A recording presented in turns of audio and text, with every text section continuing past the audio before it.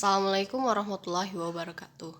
Saya Tiara Juwita dengan NPM 2010721031 dari jurusan Sastra Indonesia Universitas Andalas akan mempresentasikan hasil penelitian saya mengenai lemai sebagai folklor bukan lisan masyarakat suku Rejang di Provinsi Bengkulu.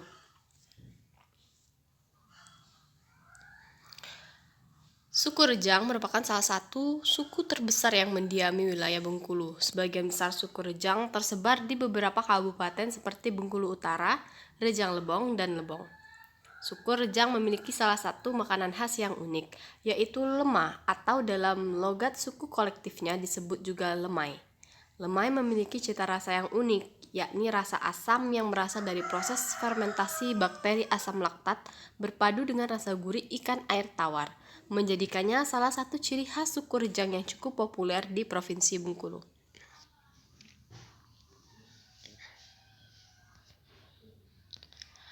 Rumusan masalah yang ingin dijawab dalam penelitian ini yaitu 1. Mengapa lemai termasuk jenis folklor bukan lisan? 2. Bagaimana spesifikasi lemai sebagai folklor masyarakat suku Rejang?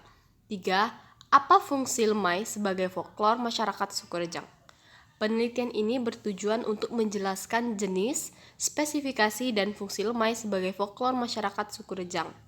Selain menambah wawasan mengenai folklor masyarakat suku Rejang, penelitian ini juga bermanfaat untuk mempertahankan salah satu ciri khas yang dimiliki suku Rejang agar tetap dikenal oleh generasi penerus dan masyarakat luar sebagai kekayaan budaya Indonesia.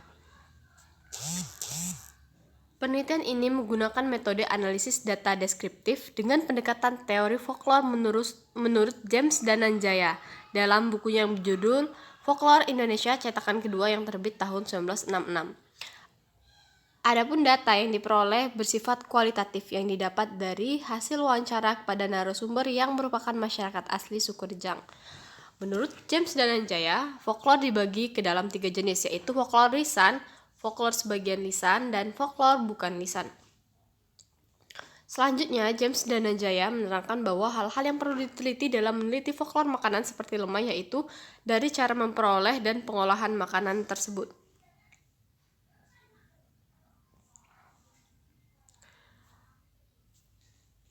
Dari hasil penelitian yang telah dilakukan oleh peneliti menemukan bahwa lemai merupakan jenis folklor bukan lisan, sesuai dengan apa yang dikatakan Dananjaya dalam bukunya Folklor Indonesia, bahwa makanan yang menjadi kolektif suatu masyarakat tertentu merupakan bagian folklor dari masyarakat tersebut. Dan dalam buku Folklor Indonesia cetakan kedua bahwa jelas tertera makanan termasuk ke dalam folklor bukan lisan. Jadi jenis lemai merupakan jenis folklor bukan lisan.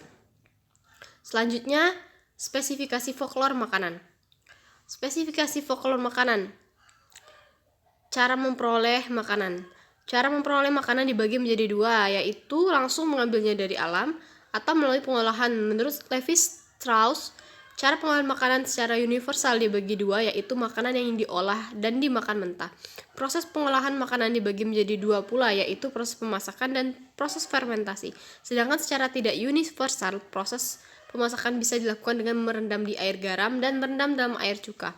Bahan baku pembuatan lemai diperoleh secara langsung dari alam, di tempat di mana bambu masih hidup secara liar, di hutan atau di ladang tanpa harus menanamnya terlebih dahulu. Ikan pun juga biasanya diambil langsung dari perairan sekitar.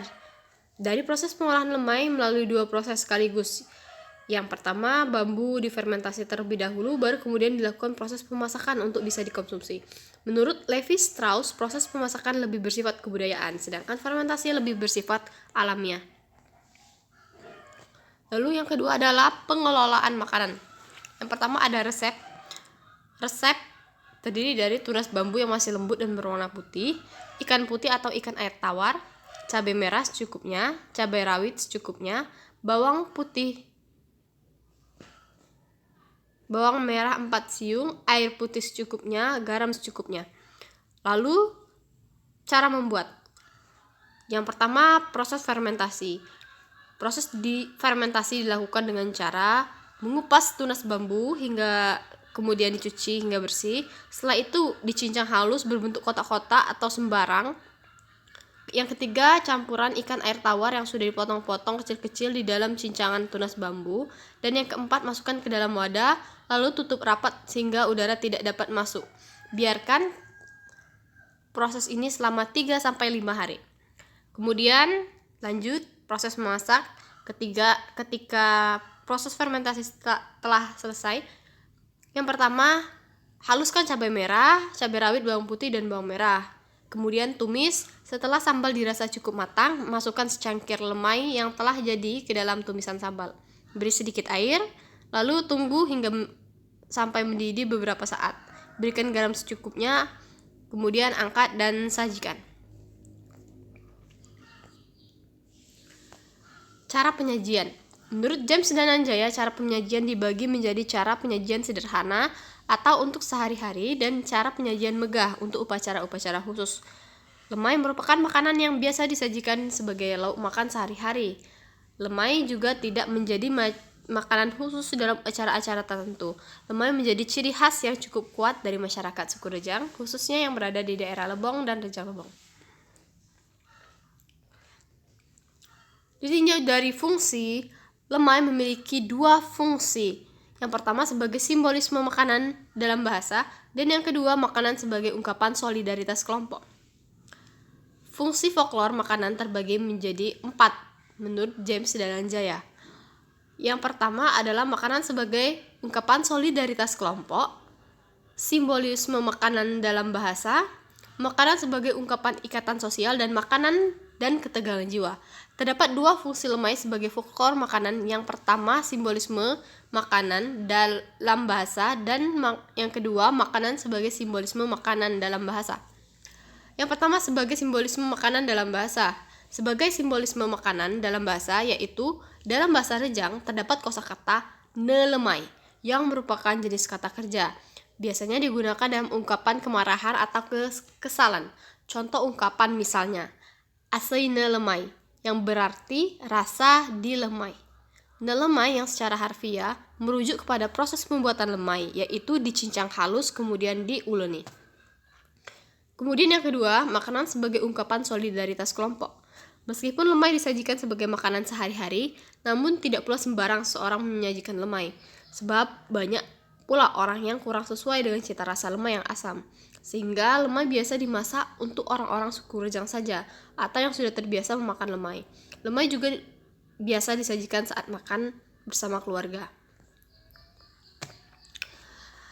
Dari penelitian yang telah dilakukan, peneliti mendapat kesimpulan bahwa pengelolaan tunas bambu dengan cara fermentasi dan mencampurkan ikan telah memberi cita rasa yang khas pada masakan lemai, yang menjadikan makanan ini sebagai salah satu ciri masyarakat suku Rejang. Di daerah lain terdapat pula olahan bambu muda atau tunas bambu, namun yang menjadi ciri dari pengolahan bambu di masyarakat suku Rejang adalah proses fermentasi dan mencampurkan ikan air tawar di dalamnya. Meskipun memakan waktu yang cukup lama dalam proses fermentasi, namun karena bahan baku pembuatan lemai yang cukup banyak tersedia secara bebas dan cara memasak yang tak begitu rumit, lemai sering dijadikan masakan sehari-hari suku Rejang. Selain menjadi makanan khas suku Rejang, lemai juga berpengaruh terhadap sistem perbendaharaan kata suku Rejang dan menjadi sarana mempererat solidaritas suku Rejang. Sekian presentasi saya mengenai lemai sebagai folklor bukan lisan masyarakat suku Rejang di Provinsi Bengkulu. Atas perhatian, saya ucapkan terima kasih. Semoga presentasi saya mengenai lemai dapat menambah wawasan kita dan menambah kesadaran kita untuk melestarikan budaya Indonesia. Sekian, terima kasih.